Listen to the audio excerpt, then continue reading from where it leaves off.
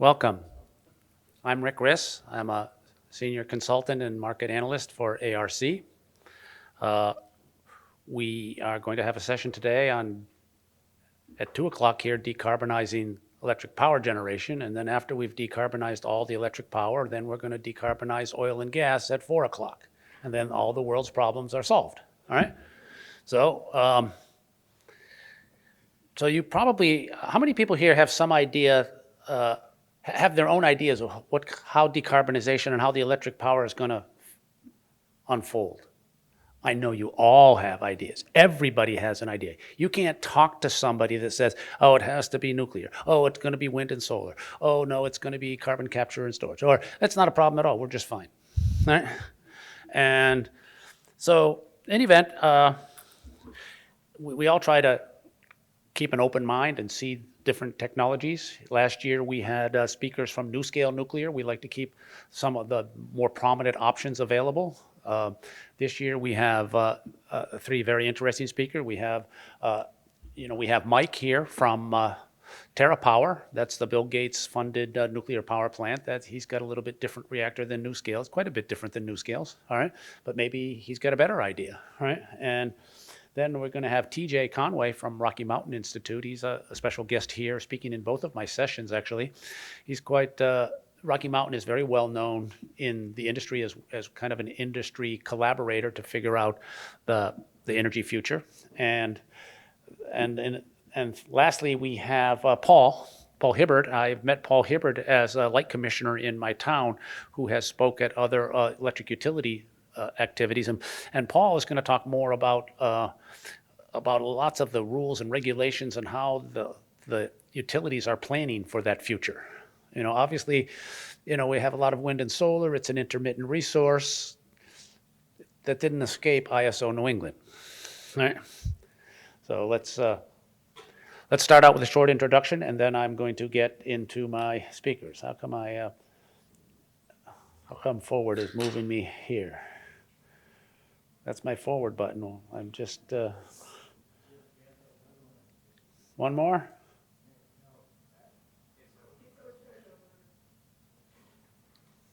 All right.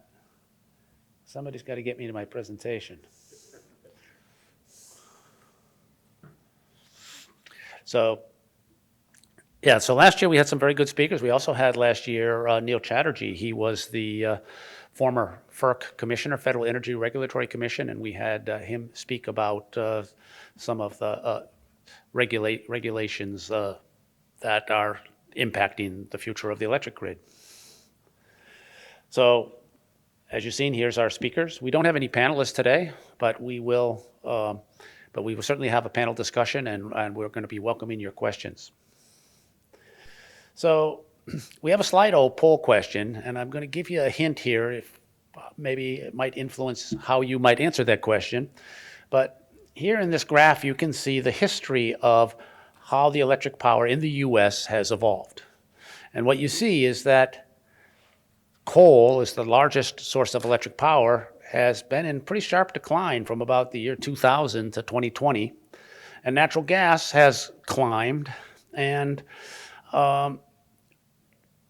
nuclear has been, had increased for a period of time, but is a little bit flat lately. And then renewables are also growing sharply. And you notice that I happened to pick this one right at 2020. You got all three of those options: nuclear, renewables, and coal, simultaneously almost intersecting. All right. So the question that'll be asked is, by 2030, how will these generation sources rank? And I do break out renewables individually, though, to wind, solar. So there's a Slido question, all right?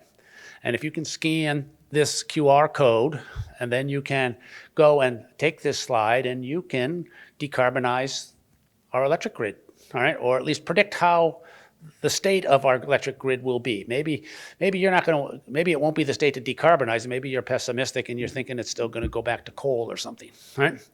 But if you take the Slido poll, or if you want to just look it up, if you can't read that QR, you have to remember these digits, the 2111192.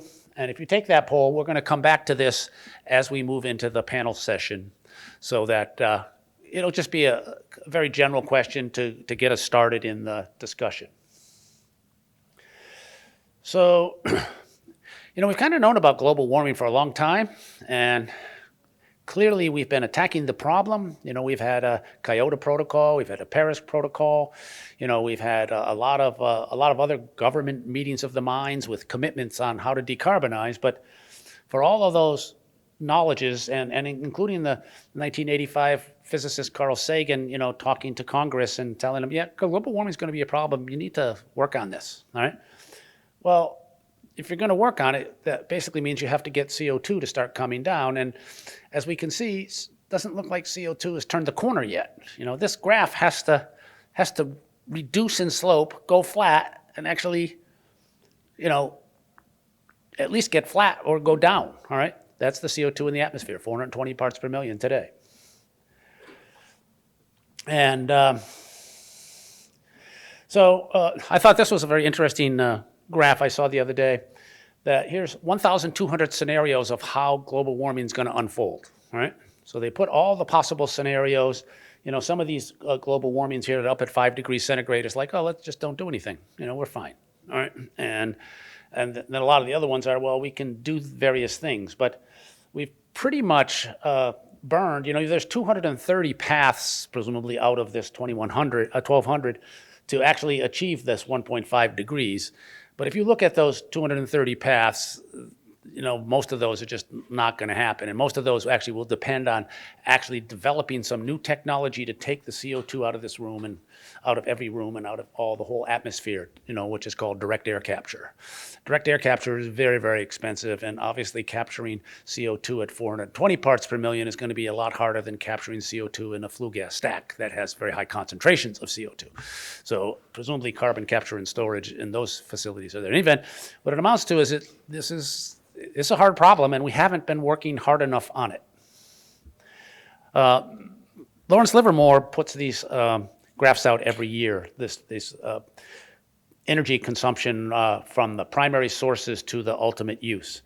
And you can see that we have used a lot of, on the middle side, we can see we have residential, commercial, industrial, and transportation are the main places where all of our energy is going. And on the left side, you can see where all that energy came from. And this is really the raw energy heat of combustion in the case of petroleum, coal, and even nuclear. And what you can see is that a lot of these power sources will be making CO2. On the left-hand side, the ones that are not making CO2 are solar, nuclear, hydro, wind, geothermal, and possibly some biofuels. Biofuels might be considered replenishable. But this was in 2021. If we go back a little bit to, it goes here. No, I'm not pressing the right button. There we go.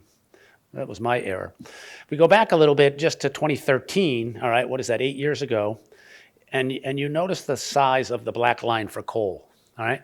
And notice the size of the blue line there for natural gas. And I'm going to go back to the previous one again so you can see the difference, all right? You can see how much thinner that coal line is. So it's clear that we are working on the problem. Coal has been in sharp decline. Natural gas has crushed coal, all right? You would also see that solar and wind have increased in size. Nuclear has been relatively flat over this period, all right? And petroleum for transportation is still about the same. I guess the EVs haven't really made that big a difference. Now you have to ask us, well, everybody has this 2050 date as the date we need to really get to net zero. This is the date we need to have. And on the left-hand side, this is the world's distribution of power generation, all right? And you can see the black slide is coal. And if you look on the right side by 2050, you don't even see coal show up here, but a very thin slice, all right? You can't even see it. And so on the right-hand side, the projection is that the way power will be generated is hugely from wind and solar.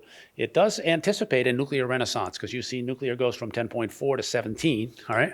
Hydro drops from 15.8 to 7. Now, it dropped from 15.8 to 7 not because hydro decreased. Hydro actually increased over this time period, but it didn't increase the rate at the energy is, because between now and 2050, we will be making 3 times as much electric power, and you're not going to be able to triple the amount of hydropower that's on the grid. You'll be able to increase it, but you won't really be able to triple it.